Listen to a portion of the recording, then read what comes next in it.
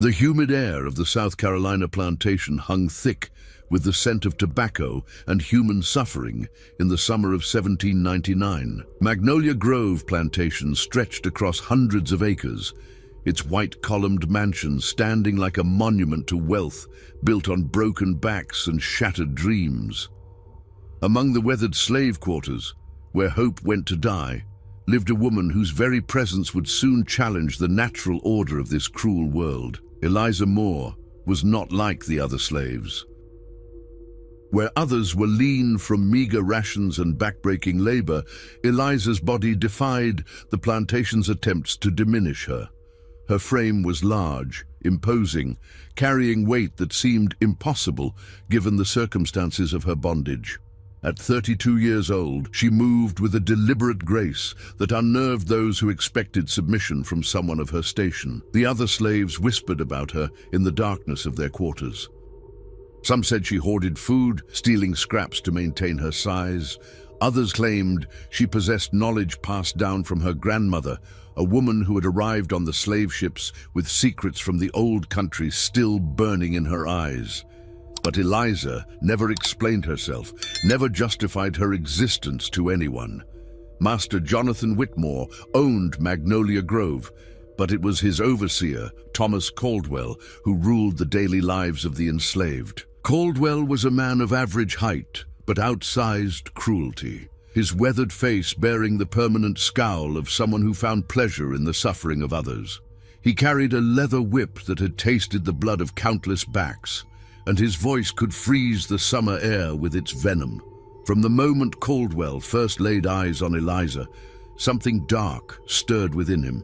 Her size offended him in ways he couldn't articulate. In the world where he controlled every aspect of the slaves' lives, their food, their rest, their very breath, Eliza's body seemed to mock his authority. How dare she appear well-fed when he decided who ate and who went hungry? "Look at this one," Caldwell sneered to his assistant Marcus Webb as they watched Eliza working in the tobacco fields. "Fat as a prize pig while the others waste away. She's stealing food, mark my words." Webb, a younger man with nervous eyes, shifted uncomfortably. "Maybe she just carries weight different, sir." Caldwell's hand moved to his whip. "Different? Boy, there ain't nothing different about these people except what we allow to be different. And I don't allow this." The sun beat down mercilessly as Eliza bent to tend the tobacco plants, her movements steady and methodical. She could feel Caldwell's eyes on her, burning with a hatred that went beyond the casual cruelty he showed the others. This was personal, and she knew it would only get worse. That evening, as the slaves returned to their quarters, Caldwell made his move. "You there, Eliza!" His voice cracked like thunder across the dusty yard. "Front and center, now!" Eliza straightened slowly, her dark eyes meeting his without flinching. The other slaves scattered like leaves in a storm, knowing better than to be caught in the crossfire of Caldwell's rage. "You've been stealing food," Caldwell accused, circling her like a predator. "Look at you, fat as a house while good Christian folk go without. Where you hiding it?" "I ain't stolen nothing, sir," Eliza replied, her voice steady and low. There was something in her tone that made Caldwell's skin crawl, a confidence that had no place in a slave's mouth. "Don't you lie to me, girl!" Caldwell raised his whip, but something stopped him. Perhaps it was the way Eliza stood her ground, or the strange calm in her eyes, but for a moment he hesitated. "Search her quarters," he barked to Webb. "Turn everything upside down. Find where she's hiding the food." Webb reluctantly entered Eliza's small cabin, emerging minutes later empty-handed. "Nothing, sir. Just her things." Caldwell's face reddened with frustration. "Then she's eating it all before she gets back. From now on, you get half rations, Eliza. Maybe that'll teach you some humility." As Caldwell stalked away, Eliza remained standing in the yard, her eyes following his retreating figure. The other slaves began to emerge from their hiding places, but none dared approach her. There was something different about Eliza now, something that made the evening air feel charged with electricity. That night, As the plantation settled into uneasy sleep, Eliza sat in her cabin by the light of a single candle. From beneath her thin mattress, she withdrew a small cloth bundle. Inside were items that would have meant death if discovered. Dried herbs, small bones, and a piece of iron shaped into a crude symbol. These were gifts from her grandmother, along with knowledge that had survived the Middle Passage and the auction block. Eliza's grandmother had whispered to her in the old language, teaching her that power came not from the whip or the chain, but from understanding the fears that lived in every human heart. The mind, her grandmother had said, is the only thing they cannot truly own, and a mind that knows the old ways can turn their strength into weakness. As Eliza began to arrange the items in a pattern on her cabin floor, she whispered words in a language that predated the plantation, predated the ships, predated the very concept of her bondage. The candle flame flickered, casting dancing shadows on the walls that seemed to move with a life of their own. Outside, a nightbird called out, its cry echoing across the tobacco fields. In the overseer's house, Thomas Caldwell stirred in his sleep, his dreams suddenly filled with the image of dark eyes that held no fear, only a patience that stretched back through generations of suffering and survival. The war between Eliza Moore and Thomas Caldwell had begun, though only one of them knew it yet. 3 weeks had passed since Caldwell reduced Eliza's rations, yet her appearance remained unchanged. If anything, she seemed to carry herself with even greater dignity, her presence in the fields becoming more pronounced rather than diminished. This impossibility gnawed at Caldwell like a festering wound, consuming his thoughts during the day and haunting his sleep at night. The overseer had taken to watching Eliza obsessively, convinced that she was somehow circumventing his punishment. He would appear suddenly at her workstation, searching for hidden food or evidence of theft.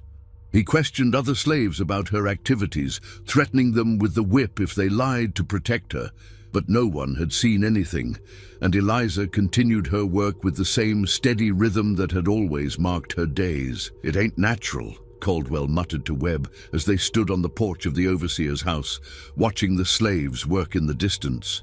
"A woman her size don't maintain on half rations. She's getting food somewhere." Webb wiped sweat from his brow, uncomfortable with his superior's growing fixation. "Maybe she's just built different, sir. Some folks carry weight no matter what they eat." "Built different?" Caldwell's voice rose dangerously. "Boy, you starting to sound like you sympathize with that creature. You best remember which side of the whip you're on." That afternoon, Caldwell decided to escalate his campaign against Eliza. He assigned her to the most grueling tasks, hauling water barrels from the well to the fields, loading tobacco bales onto wagons, and cleaning the stables in the suffocating heat. Work that would have broken a smaller person seemed to barely affect her. She completed each task with the same methodical precision, never complaining, never showing signs of the exhaustion that should have overwhelmed her. As the sun began to set, painting the sky in shades of orange and red, Caldwell made a decision that would prove to be his first step toward madness. He would stay awake that night and watch Eliza's cabin, determined to catch her in whatever deception she was practicing. Hidden behind a cluster of oak trees near the slave quarters, Caldwell settled in for his vigil. The night was unusually quiet, with even the ever-present chorus of crickets seeming muted. A thin crescent moon provided little light, casting the plantation in deep shadows that seemed to shift and move with every breath of wind. Around midnight, Caldwell saw a faint light appear in Eliza's cabin window. Not the steady glow of a candle, but something that flickered and danced like fireflies trapped in glass. He crept closer, his heart pounding with anticipation of finally catching her in the act of something. As he approached the cabin, he began to hear sounds that made his blood run cold. It wasn't the rustle of hidden food being consumed, but something far more disturbing. A low humming filled the air, rising and falling in patterns that seemed almost musical, yet unlike any melody he had ever heard. The sound seemed to come from everywhere and nowhere, vibrating through the ground beneath his feet and into his bones. Caldwell pressed himself against the cabin wall, trying to peer through a gap in the wooden planks. What he saw inside defied explanation. Eliza sat in the center of the small room, surrounded by objects he couldn't identify in the strange, dancing light. Her lips moved in silent words, and her hands gestured in patterns that seemed to pull the very shadows toward her. But it was her eyes that truly terrified him. They reflected the flickering light like those of a wild animal, and they seemed to be looking directly at him through the wall, as if she knew he was there, had always known he would come. Caldwell stumbled backward, his foot catching on a root and sending him sprawling into the dirt. The humming stopped instantly, and the light in the cabin went out. The sudden silence was deafening, broken only by the sound of his own ragged breathing. He lay there for what felt like hours, waiting for Eliza to emerge from her cabin, to confront him or raise an alarm. But nothing happened. The night remained still, and eventually Caldwell gathered enough courage to flee back to his house, his mind reeling with what he had witnessed. The next morning brought no relief. As Caldwell watched Eliza work in the fields, he found himself studying her face for any sign that she knew about his midnight spying. But her expression remained as impassive as ever, giving away nothing. Yet there was something different about her presence, something that made the air around her feel charged with an energy he couldn't name. "You look like hell," Webb observed as they made their morning rounds. "You feeling all right, sir?" Caldwell wanted to tell him about what he had seen, but the words stuck in his throat. How could he explain the impossible light, the otherworldly humming, the feeling that Eliza had been aware of his presence even through solid walls? Instead, he simply grunted and continued walking, his eyes never leaving the figure of the woman who was beginning to consume his every thought. That afternoon, as Caldwell sat in his office reviewing the plantation's records, he heard something that made his pen freeze mid-sentence. Footsteps. Heavy, deliberate footsteps circling his house. But when he rushed to the window, he saw nothing but empty yard and the distant figures of slaves working in the fields. The footsteps continued for several minutes, always just outside his line of sight, always seeming to stay one step ahead of his attempts to locate their source. When they finally stopped, Caldwell found himself drenched in sweat despite the cool interior of his house. As evening approached, Caldwell made a decision that surprised even himself.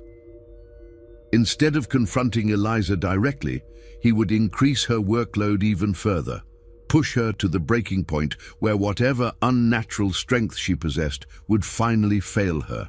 He would prove to himself and everyone else that she was just a slave like any other, subject to the same limitations as the rest of her kind. But as he watched Eliza return to her cabin that night, moving with the same steady grace despite the day's brutal labor, Caldwell felt a chill run down his spine. The war between them was escalating, and for the first time in his life, he wasn't certain he would emerge victorious. In her cabin, Eliza carefully arranged her grandmother's gifts once more, whispering words of gratitude to ancestors who had endured far worse than Thomas Caldwell. The overseer's fear was growing, just as she had known it would. Fear was a seed that, once planted, would grow into something far more powerful than any whip or chain. The real torment was only beginning. The morning of August 15, 1799, dawned with an oppressive heat that seemed to press down on Magnolia Grove like a suffocating blanket.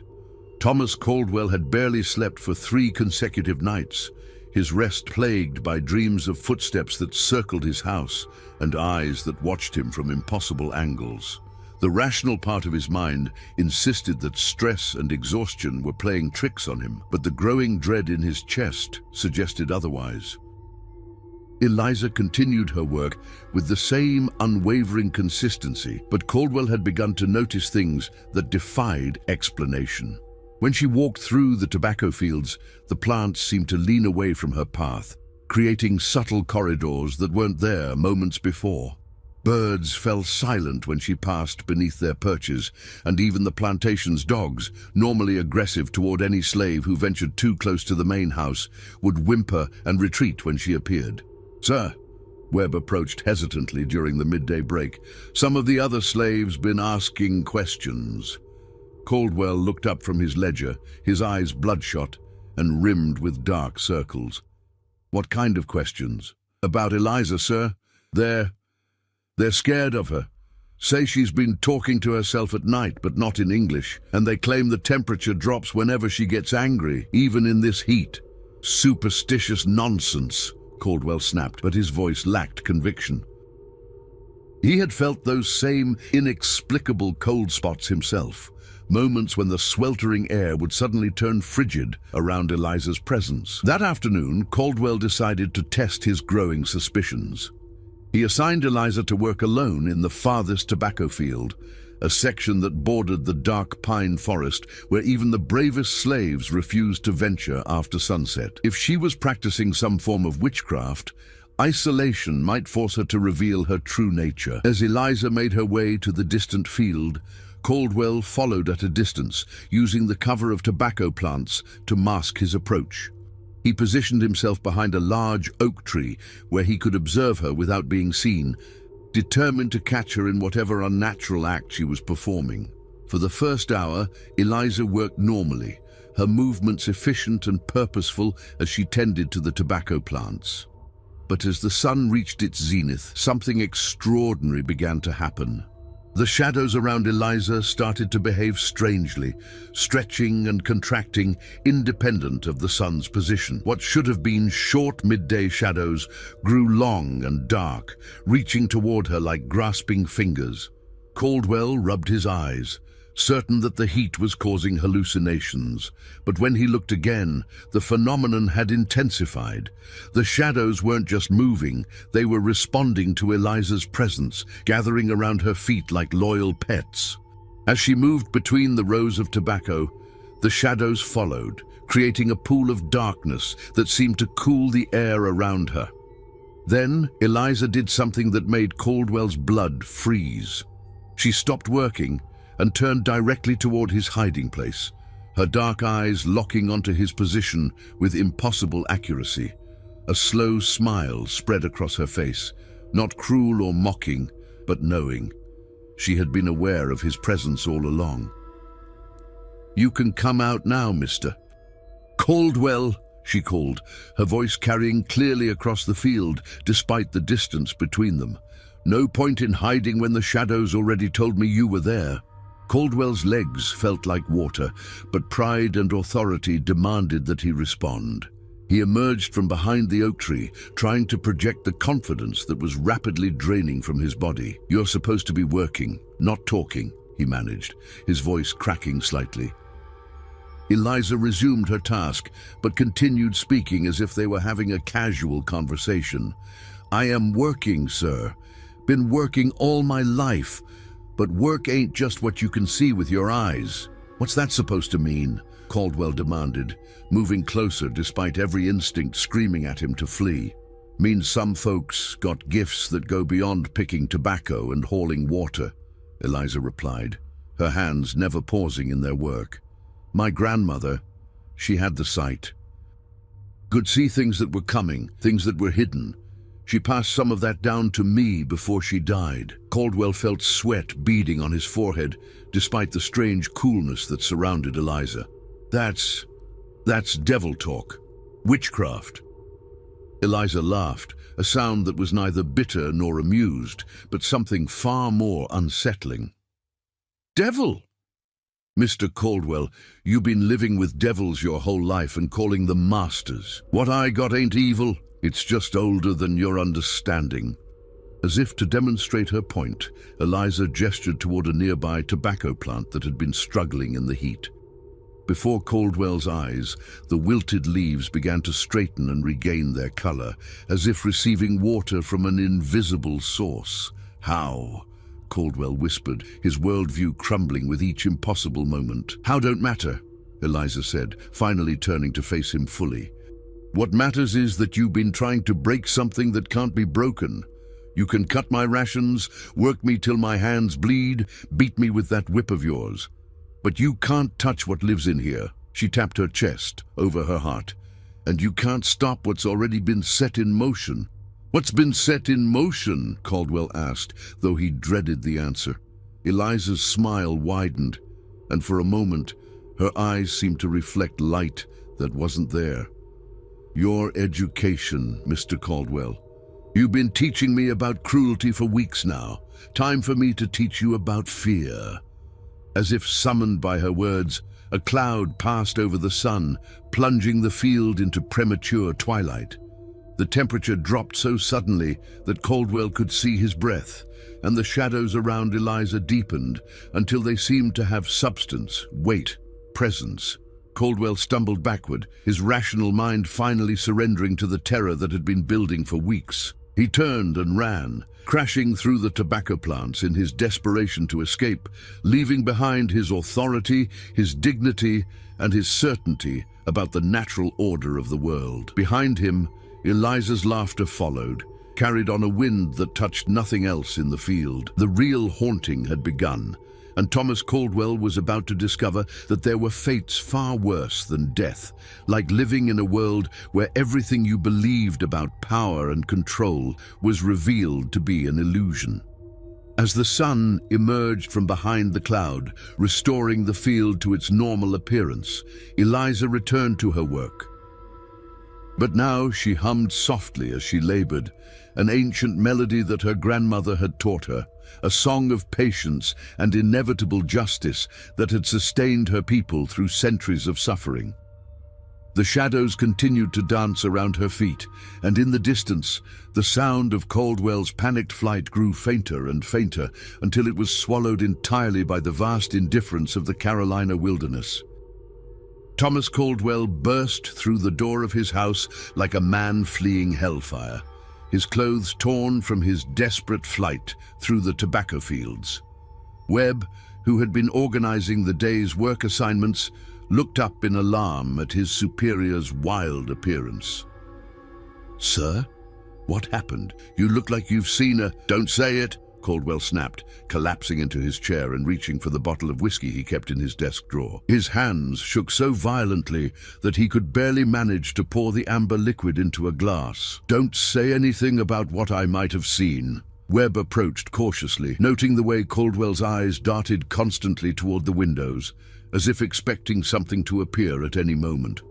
"Sir, maybe you should rest. You've been pushing yourself awful hard lately." "Rest?" Caldwell laughed, a sound devoid of humor. "How can a man rest when the very foundations of reality are crumbling around him?" He drained the whiskey in one gulp, feeling the burn in his throat, but finding no comfort in its familiar sting. That evening, Caldwell made a decision that would prove to be another step toward his destruction. He would not allow Eliza to return to her cabin. Instead, he would lock her in the punishment shed, a windowless structure used to confine slaves who had committed serious infractions. If she truly possessed supernatural abilities, being trapped in a confined space would surely limit her power. "Webb, gather some of the field hands," Caldwell ordered, his voice gaining strength from the illusion of taking action. "We're moving Eliza to the punishment shed tonight." "Sir, what's her offense? Master Whitmore usually requires documentation for—" "Her offense is existing," Caldwell snarled, "and I don't need Whitmore's permission to maintain discipline on this plantation." As darkness fell, Caldwell and 3 reluctant slaves approached Eliza's cabin. The overseer carried his pistol, though he wasn't entirely sure what good it would do against whatever Eliza had become in his mind. The slaves followed behind, their faces reflecting the same unease that had been growing throughout the plantation. They found Eliza sitting calmly outside her cabin, as if she'd been waiting for them. In the flickering light of their torches, her face appeared serene, almost amused by their arrival. "Evening, Mr. Caldwell," she said pleasantly.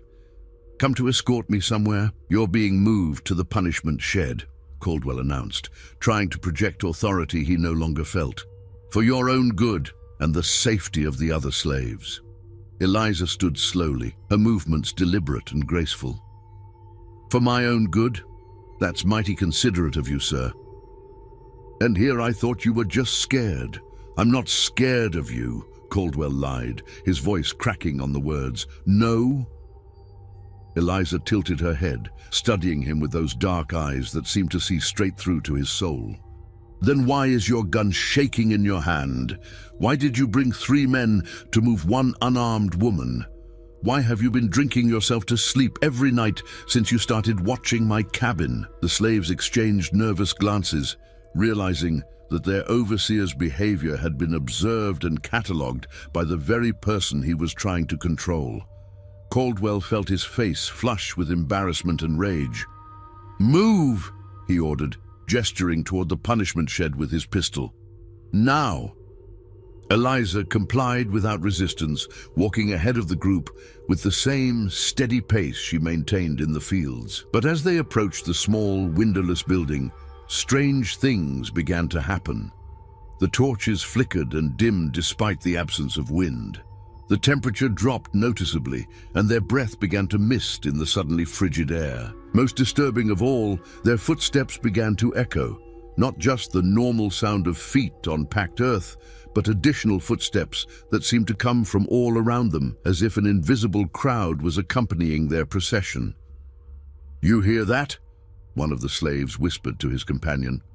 "Hear what?" the other replied, though his wide eyes suggested he heard it too. Caldwell forced himself to ignore the phantom sounds, focusing on the simple task of confining Eliza. He unlocked the heavy wooden door of the punishment shed and gestured for her to enter. "Your new accommodations," he said, trying to inject mockery into his voice. Eliza paused at the threshold, turning to look at him one final time. "Mr. Caldwell, you sure you want to lock me in here? Sometimes when you try to cage something, you just end up trapping yourself instead."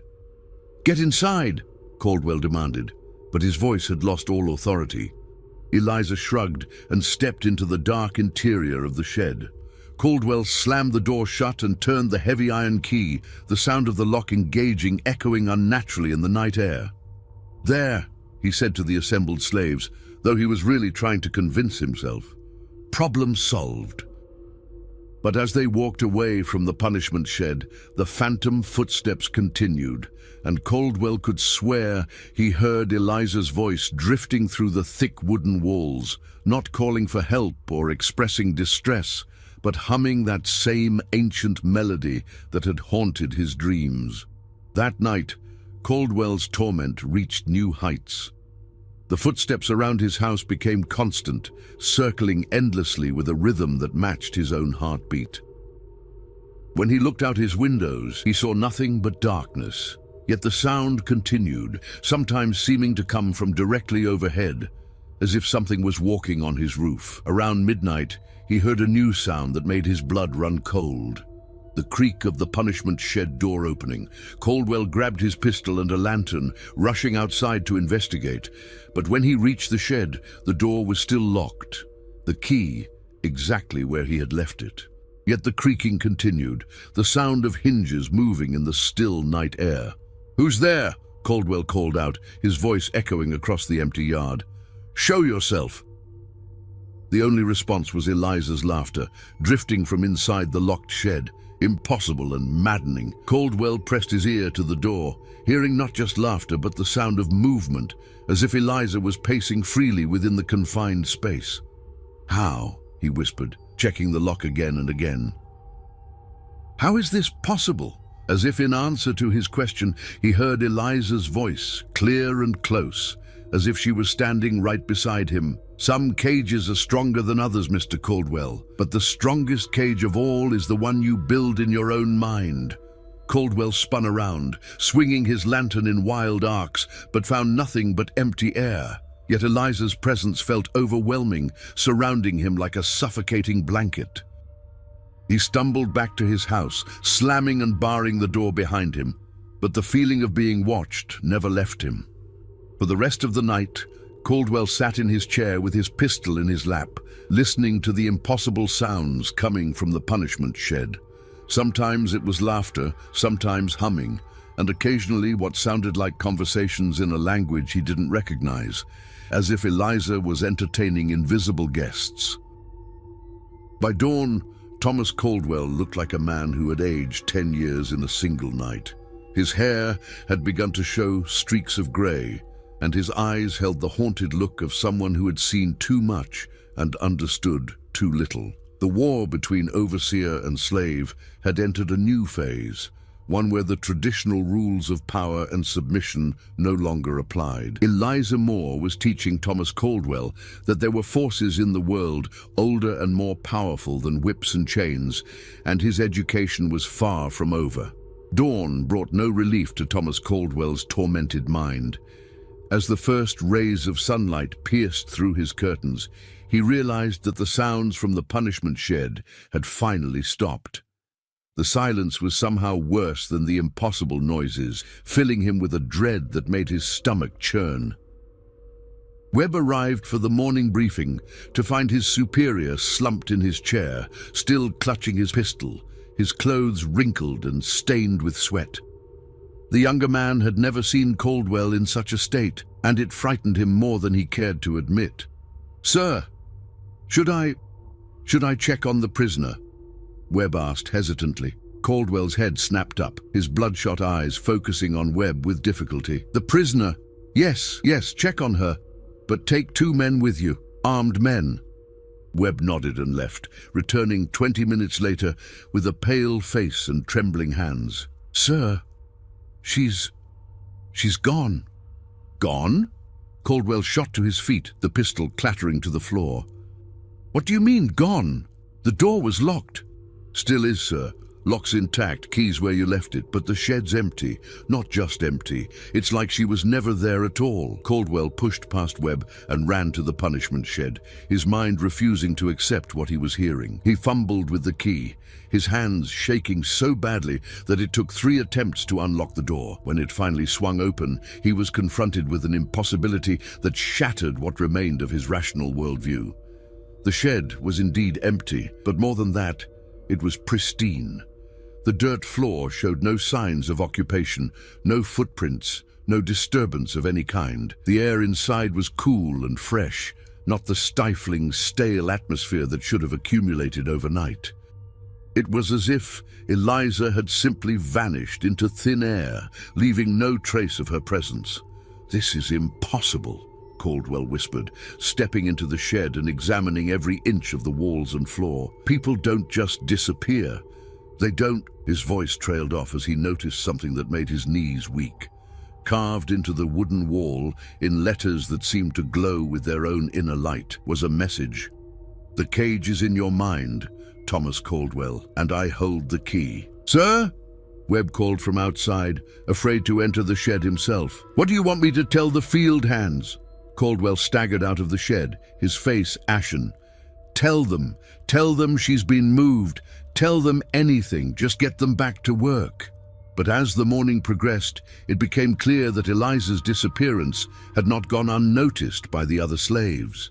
They whispered among themselves, their voices carrying a mixture of fear and something that might have been hope. Some claimed to have seen her walking through the fields at dawn, her figure shimmering like a mirage.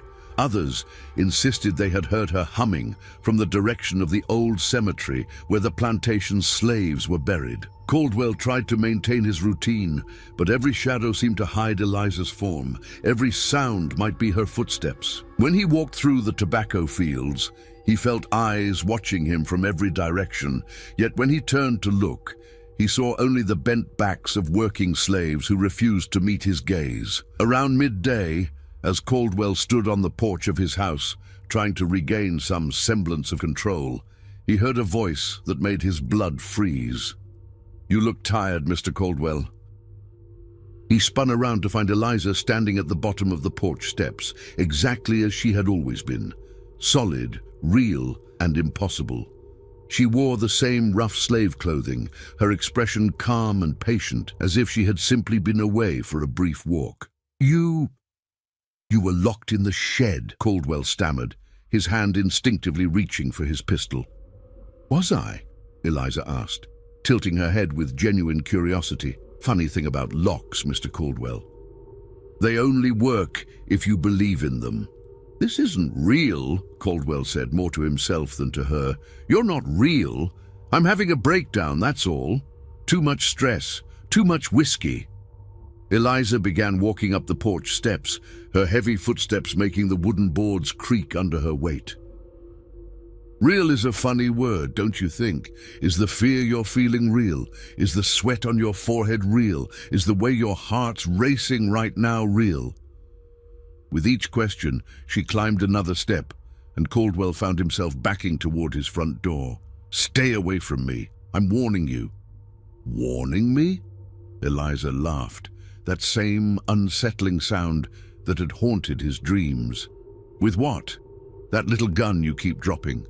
The authority you think you have over me? Mr. Caldwell, you still don't understand what's happening here. Caldwell's back hit his front door, and he fumbled for the handle without taking his eyes off Eliza. What do you want from me? Eliza stopped just a few feet away, close enough that he could see his own terrified reflection in her dark eyes. I want you to understand something, Thomas Caldwell. For 32 years, I've been told I'm nothing, property, less than human. I've been beaten, starved, worked until my hands bled, and told that this is the natural order of things. Her voice remained calm, conversational, but there was something underneath it that made Caldwell's skin crawl. But you know what I learned from my grandmother before she died. I learned that power isn't about who holds the whip, it's about who controls the fear. As she spoke, the temperature around them began to drop, and Caldwell could see his breath misting in the suddenly frigid air. The shadows on the porch deepened and began to move independently of their sources, reaching toward him like grasping fingers. For weeks now, you've been trying to break me, Eliza continued, cutting my food, working me harder, trying to prove that you have power over me, but all you've really done is show me how afraid you are. Afraid that maybe, just maybe, I'm not what you think I am. Caldwell managed to get his door open and stumbled inside, but Eliza followed, her presence filling his house like a suffocating fog. You can't come in here. This is my house. Your house? Eliza looked around the modest interior with apparent interest. Built with slave labor, furnished with slave profits, maintained by slave work. Seems to me like I have more right to be here than you do. Caldwell grabbed his pistol from where he had dropped it earlier, pointing it at Eliza with shaking hands. I'll shoot you. I swear I will. Eliza regarded the weapon with mild curiosity. Go ahead, Mr. Caldwell. Pull that trigger. See what happens when you try to kill something that's already dead inside. The words hit Caldwell like a physical blow. What? What do you mean? I mean that 32 years of slavery kills something in a person, Eliza said, her voice growing softer, more dangerous. Kills the part that feels pain, that fears death, that cares about the opinions of small, cruel men. What you're looking at now isn't really Eliza Moore anymore. It's what's left when everything human has been stripped away. As she spoke, her form seemed to waver, becoming less solid, more shadow than substance. And what's left, Mr. Caldwell, is very, very angry. The pistol fell from Caldwell's nerveless fingers as he realized that he was no longer dealing with a human being, but with something far more terrifying, the accumulated rage and pain of generations of suffering, given form and purpose, and an unquenchable thirst for justice. Please, he whispered, all pretense of authority finally abandoned. Please, I was just doing my job. Eliza's laugh filled the house, echoing from every corner, every shadow. Your job? Your job was to break human beings for profit. Your job was to convince yourself that cruelty was justified. Your job was to sleep peacefully while people suffered for your comfort. The shadows in the room began to move more aggressively, reaching for Caldwell from all directions. Well, Mr. Caldwell, now you have a new job. You're going to learn what it feels like to be afraid every moment of every day. You're going to understand what it means to have no control, no power, no hope. Caldwell fell to his knees, his mind finally snapping under the weight of terror and impossibility. I'm sorry for everything. Sorry? Eliza's voice seemed to come from everywhere and nowhere. Sorry is what you say when you accidentally step on someone's foot. What you did to me, to all of us, requires something more than sorry. As the shadows closed in around him, Thomas Caldwell realized that his torment was far from over. Eliza Moore had become something beyond human vengeance, something that would haunt him until he understood the true weight of the chains he had helped to forge. The overseer's education in fear was entering its final phase, and there would be no graduation from this particular school of suffering. Thomas Caldwell's descent into madness accelerated with each passing day. Word of his erratic behavior spread throughout Magnolia Grove like wildfire. Whispered conversations among slaves and worried discussions between Webb and the other white overseers from neighboring plantations. The man who had once ruled with an iron fist now jumped at shadows and spoke to empty air. Eliza's presence had become a constant in Caldwell's life, though she appeared to no one else. She would materialize in his peripheral vision, always just out of direct sight, her heavy footsteps echoing through his house at all hours. Sometimes he would find her sitting in his chair when he entered a room, only to have her vanish the moment he blinked. Other times he would hear her humming that ancient melody from inside locked rooms, the sound seeming to come from within the very walls themselves. "Sir, Master Whitmore is asking questions," Webb reported during what had become their increasingly brief morning meetings. "He's heard talk about irregularities in your behavior." Caldwell looked up from his desk, where he had been staring at the same page of records for over an hour without reading a single word. His appearance had deteriorated dramatically. His clothes hung loose on his shrinking frame. His hair had gone completely gray, and his eyes held the wild look of a man perpetually on the edge of panic. "Irregularities?" Caldwell laughed, a sound devoid of humor. "Is that what they're calling it? Tell me, Webb, do you see her too?" "See who, sir?" "Eliza. She's standing right behind you, you know. Been there for the past 10 minutes just watching us talk." Webb turned around quickly, seeing nothing but empty space. When he looked back at Caldwell, his concern had deepened into genuine fear. "Sir, there's nobody there. Maybe you should see a doctor. Get some rest." "Rest?" Caldwell stood abruptly, knocking over his chair. "How can I rest when she never leaves? She's in my house, in my dreams, in my very thoughts. She's everywhere and nowhere, and she's driving me insane." The outburst attracted the attention of several slaves working near the overseer's house. They exchanged meaningful glances, their expressions mixing fear with something that might have been satisfaction. The man who had terrorized them for years was finally experiencing terror himself. That afternoon, Master Jonathan Whitmore arrived at the plantation for an unannounced inspection. A tall, distinguished man in his 50s, Whitmore had built his wealth on the backs of enslaved people, but he prided himself on running an efficient operation. Caldwell's recent behavior threatened that efficiency. "Thomas," Whitmore said as he entered the overseer's house, "we need to talk." Caldwell was standing by his window, staring out at the tobacco fields with an intensity that bordered on obsession. "She's out there," he muttered without turning around. "Always out there, watching, waiting. Who's out there, Thomas?" "Eliza Moore, the fat slave, the one who—" Caldwell's voice trailed off as he realized how insane he sounded. Whitmore frowned. "Eliza Moore? I don't recall any slave by that name on my roster." The words hit Caldwell like a physical blow. He spun around, his face pale with shock. "What do you mean you don't recall her? She's been here for years. Large woman, works in the tobacco fields, lives in the quarters." "Thomas, I know every slave on this plantation. There is no Eliza Moore." Whitmore's voice carried the authority of absolute certainty. "Perhaps you should describe this woman to me." Caldwell's mouth opened and closed like a fish gasping for air. How could he describe someone who might not exist? How could he explain the impossible things he had witnessed? She's real. I've spoken to her, assigned her work, locked her in the punishment shed." "The punishment shed has been empty for months," Whitmore replied. his concern growing. "Thomas, I think you need medical attention. This obsession with a non-existent slave is affecting your ability to manage this plantation." As if summoned by their conversation, Eliza's voice drifted through the house, clear and unmistakable. "Tell him about the shadows, Mr. Caldwell. Tell him about the footsteps that follow you everywhere." Caldwell's eyes went wide with terror. "You heard that. You had to have heard that." Whitmore looked around the room, seeing and hearing nothing unusual. "Thomas, there's no one here but us. I think it's time you took a leave of absence." "No!" Caldwell grabbed Whitmore's arm desperately. "She's real. Ask the other slaves. They'll tell you about her."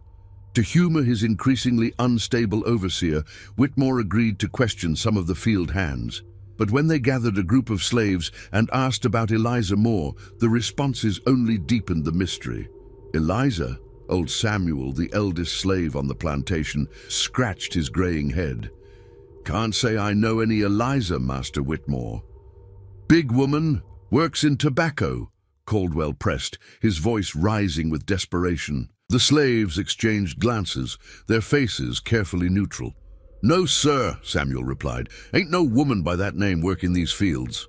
But Caldwell noticed something in their eyes, a flicker of recognition quickly suppressed.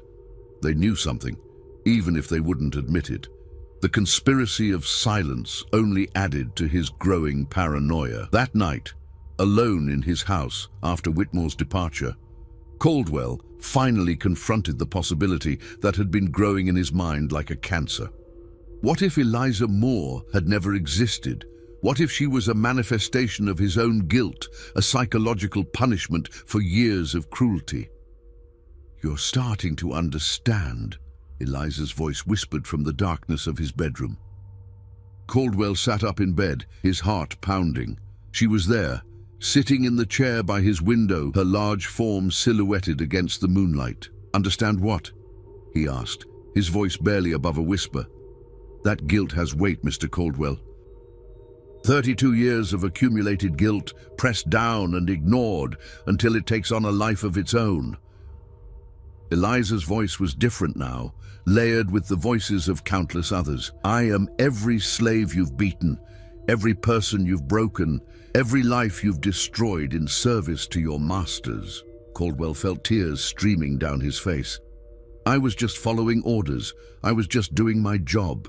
And now your job is to carry the weight of what you've done," Eliza replied, standing and moving closer to his bed. "To feel the fear you've inflicted, to know the helplessness you've created, to understand that some sins are too heavy for one man to bear alone."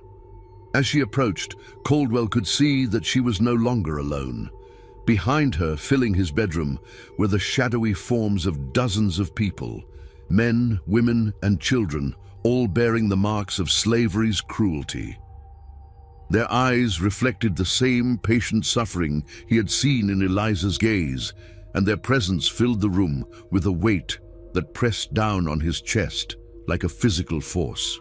"We are all here, Thomas Caldwell," the collective voices whispered. "Every person you helped to break, every spirit you tried to crush. We have been waiting for you to see us, to acknowledge what you've done." Caldwell fell from his bed, crawling backward until his back hit the wall. I'm sorry, please just leave me alone." "Sorry is not enough," Eliza said, her form becoming more solid while the others remained as shadows. "But it's a beginning. The question now is, what are you willing to do to earn forgiveness?" As the ghostly assembly faded with the approaching dawn, Caldwell was left alone with a terrible understanding. His torment was not random cruelty, but a form of justice that transcended the physical world. Eliza Moore, whether real or imagined, had become the instrument of his reckoning, and there would be no escape until he found a way to balance the scales of his accumulated sins. The harvest of fear was nearly complete, but the final lesson in Thomas Caldwell's education was yet to come. The autumn of 1799 brought an early chill to South Carolina, and with it the final chapter in Thomas Caldwell's transformation. 3 months had passed since Master Whitmore's visit, and the overseer's condition had deteriorated beyond all recognition. He had lost nearly 40 pounds, his hair had turned completely white, and he spoke in whispers when he spoke at all. Webb had effectively taken over the day-to-day operations of Magnolia Grove, though he did so with growing unease. The slaves had begun to behave differently, working with a quiet efficiency that seemed almost supernatural. They no longer required constant supervision, and their productivity had actually increased, despite, or perhaps because of, Caldwell's absence from the fields.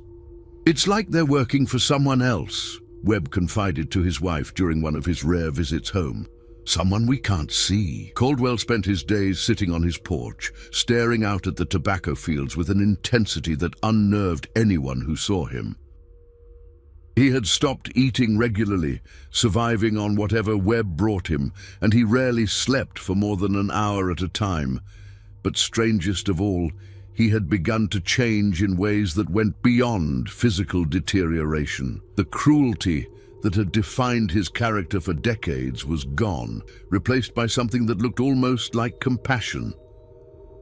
When slaves passed by his house, he would nod respectfully, sometimes even apologizing under his breath for transgressions they couldn't remember. He had given away most of his possessions to the slave quarters, claiming he no longer needed material things.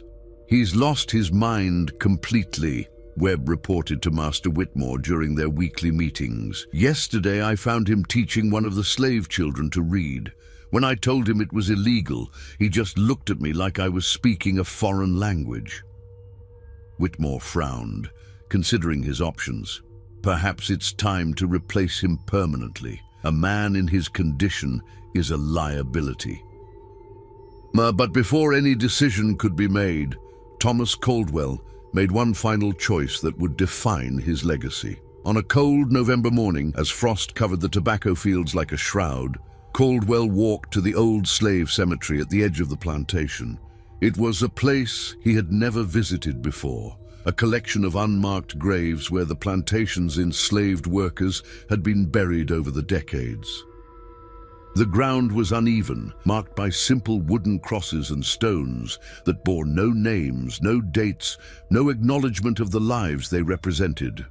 Eliza was waiting for him there, sitting on a fallen log near the center of the cemetery. But she was different now, less solid, more translucent, as if she was fading away. "You came," she said, her voice carrying a note of surprise. "I had to," Caldwell replied, his own voice barely audible. "I finally understand what you've been trying to teach me." "And what's that, Mr. Caldwell?" Caldwell knelt among the unmarked graves, his hands touching the cold earth. "That every person buried here had a name, a story, a life that mattered. That I helped to erase those lives, to reduce human beings to property and profit." Eliza nodded slowly. "And what do you intend to do with that understanding?" "I don't know," Caldwell admitted, tears freezing on his cheeks in the cold air. "How do you make amends for 32 years of cruelty? How do you balance scales that heavy?" "You can't," Eliza said simply. "Some debts are too large for one lifetime to repay, but you can start." Caldwell looked up at her, seeing not the terrifying specter that had haunted him for months, but a woman who had endured unimaginable suffering with dignity and strength. "Tell me how. The slaves on this plantation, they need more than just freedom from your cruelty. They need education, opportunity, hope for their children. You have knowledge, connections, resources. Use them." Over the following weeks, Thomas Caldwell began a transformation that shocked everyone who knew him.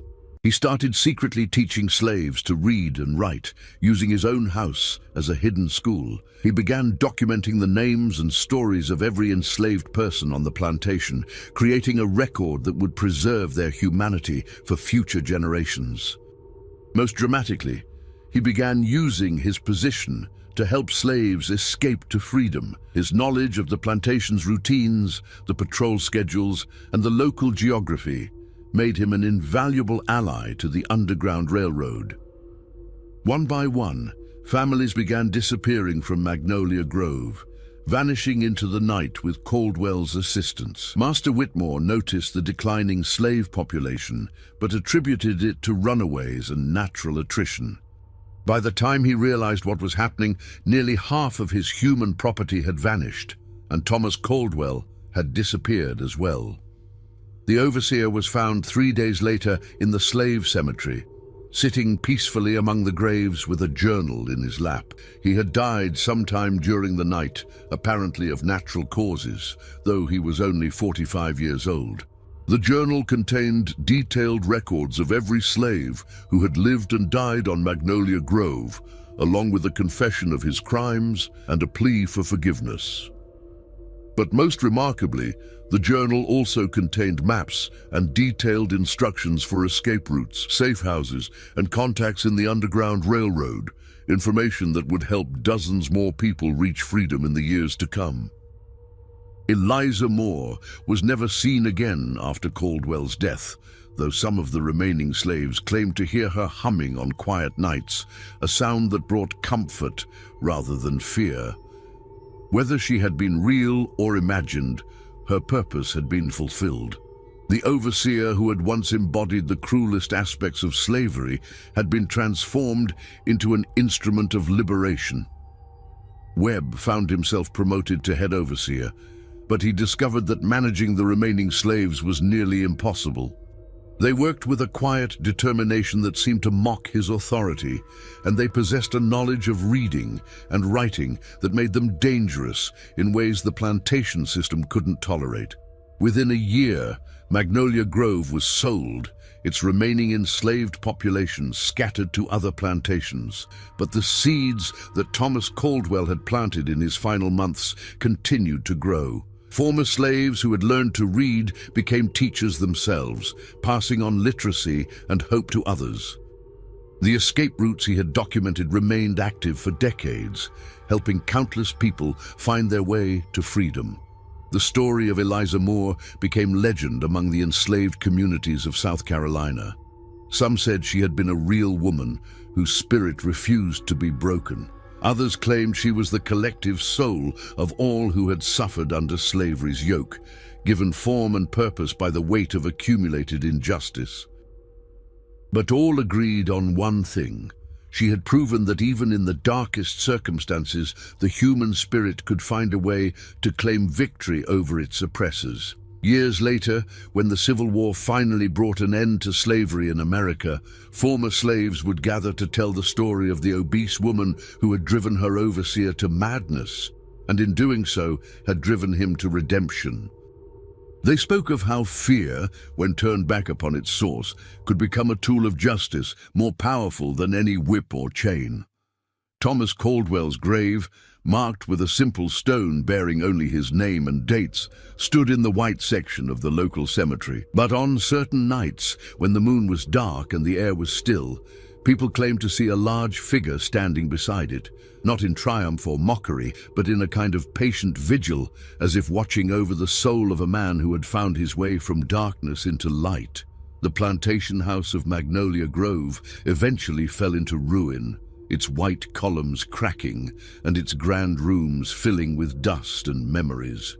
But the slave cemetery remained, and in 1965, a group of civil rights activists placed a marker there that read, "In memory of all who suffered here, and in honor of those who found the courage to resist." Some visitors to the cemetery reported feeling a presence among the graves, not frightening, but protective, as if the spirits of the enslaved were still watching over their descendants. And on very quiet nights, when the wind was just right, they claimed to hear the faint sound of humming, an ancient melody that spoke of endurance, resistance, and the unbreakable power of the human spirit. The story of Eliza Moore reminds us that justice, though it may be delayed, is never truly denied. In a world where power seemed absolute and resistance appeared futile, one woman, whether real or imagined, proved that the oppressed always possess weapons their oppressors cannot see. The power of fear turned back upon itself, the weight of accumulated guilt, and the terrible, beautiful strength of a spirit that refuses to be broken. Thomas Caldwell learned in the end that true power lies not in the ability to inflict suffering, but in the courage to acknowledge it, to feel its weight, and to spend whatever time remains in service of healing the wounds we have helped to create. His transformation from tormentor to liberator stands as proof that redemption is possible, even for those who have traveled furthest into darkness. And somewhere in the mists of history and legend, Eliza Moore continues her eternal watch, a guardian spirit for all who suffer under the weight of injustice, a reminder that no system of oppression, no matter how entrenched, can ultimately defeat the human capacity for resistance, transformation, and hope. The overseer's madness had become his salvation, and the slave's revenge had become her gift to future generations. A story of how the powerless can claim power, how the voiceless can find their voice, and how even the deepest darkness can be transformed into light. In the end, Eliza Moore had taught Thomas Caldwell the most important lesson of all, that we are all connected by invisible chains of consequence and responsibility, and that true freedom comes only when we acknowledge the weight of those chains and work to break them for everyone. The story ends, but the lesson endures, echoing through the generations like an ancient song of justice, patience, and the unbreakable strength of the human spirit.